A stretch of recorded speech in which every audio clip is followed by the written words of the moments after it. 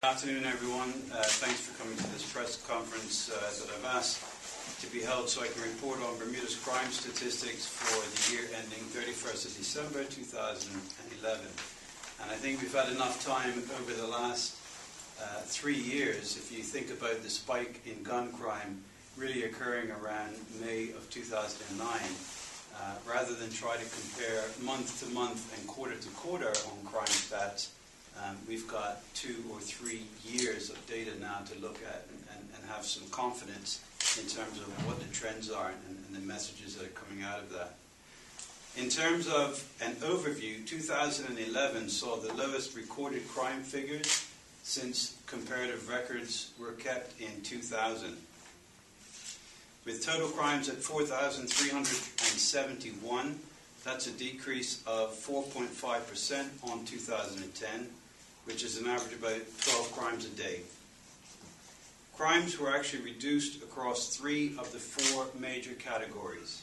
Crimes against the person down by 10.3%, firearms incidents overall down by 37%, in terms of firearms injuries and fatalities down by 55%.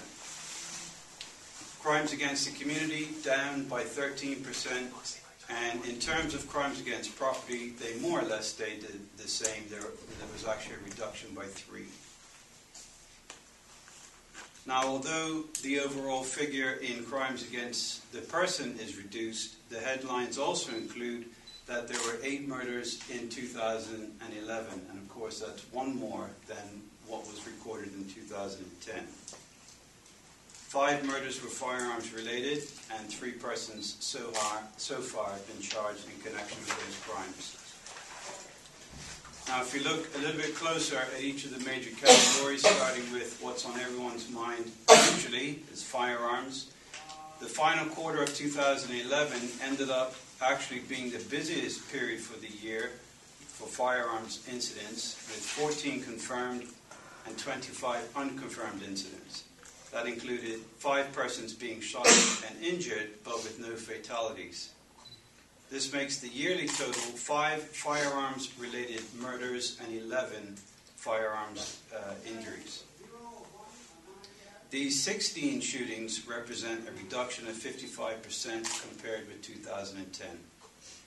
A steady and encouraging flow of community intelligence resulted in the recovery of 11 illegal firearms and a substantial amount of ammunition during the year.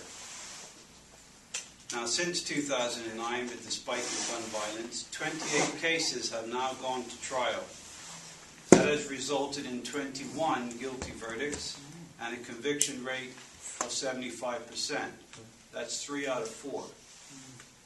That is clear evidence of the joined-up efforts of law enforcement, prosecution, and community support. Sentences have ranged from 5 to 38 years of imprisonment. And so far in 2012, another 3 cases have ended up with convictions, and 9 cases are currently awaiting trial. 4,450 arrests were made in 2011. That's a slight decrease from the previous year, down by about 10.7%. And of those arrested, 22 people were arrested for murder, 51 for firearms offenses, and 118 were arrested for residential burglaries. And still, about half of all of our arrests continue to relate to court-issued warrants. The police conducted 17,429 stop and searches in 2011. That is an increase of 82% over the previous year. But there is a direct correlation between increased enforcement levels and decreased crime levels. And I think that's borne out in the evidence of this year and last year's crime figures. Now, interestingly, there's also been a drop-off in the use of stop and search by the police that correlates with a reduction in gun crime. But a spike in firearms incidents in the 4th quarter of 2011 means we certainly will not be taking our foot off the gas with the use of stop and search powers as an effective tool against gang suppression. And I've included